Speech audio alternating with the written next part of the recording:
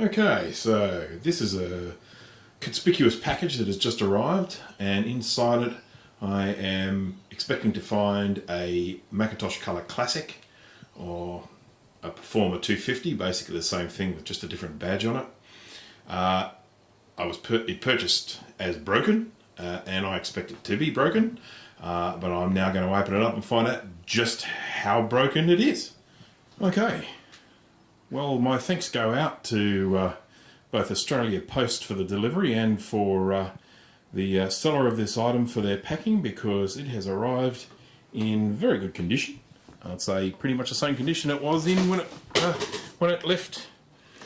And as you can see there, this is the Performa 250, which is just the Color Classic. They is my understanding, they just renamed these things Performa to bring them all together as a group of products, and they were the same product, but I think it was whatever software was bundled with them, you know, whatever the package was, or the memory configuration or whatever.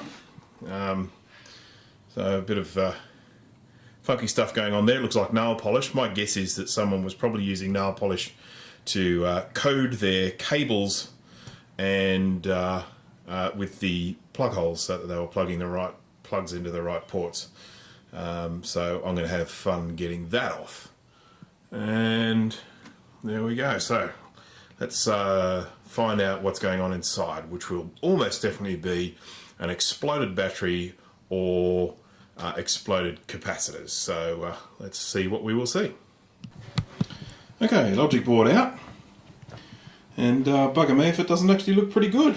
It's very dusty, but we've got a little bit of goo coming out of these capacitors, but definitely looks like it's caught in the nick of time, because no really serious corrosion. I'll just whip those caps off and put new ones on, and I think we'll be sitting pretty. So feeling pretty good about that at this stage.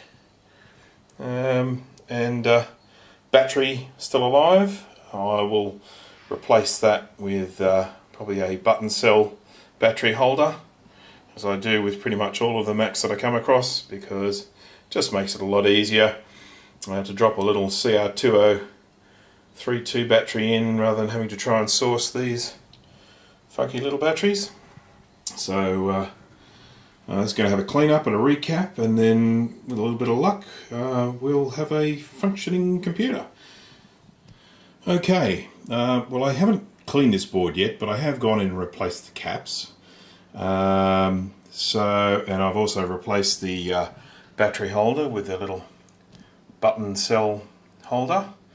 And there's the replaced caps along here and down there. One little guy there, and another one there. And so I'm now going to try and fire it up, see what happens. So sit tight and keep your fingers crossed. Okay. Well, I have just put the logic board in, connected up a keyboard, switched it on, and, well, looky here. I've got a welcome to Macintosh.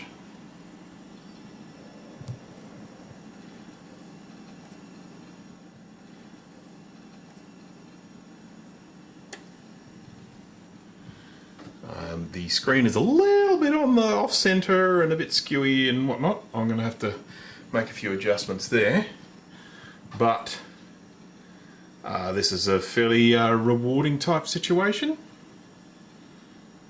with firing up. Now, oh, beep. Clock is not set to the correct time. I'm not surprised about that. Well, there you go. Pretty pleased.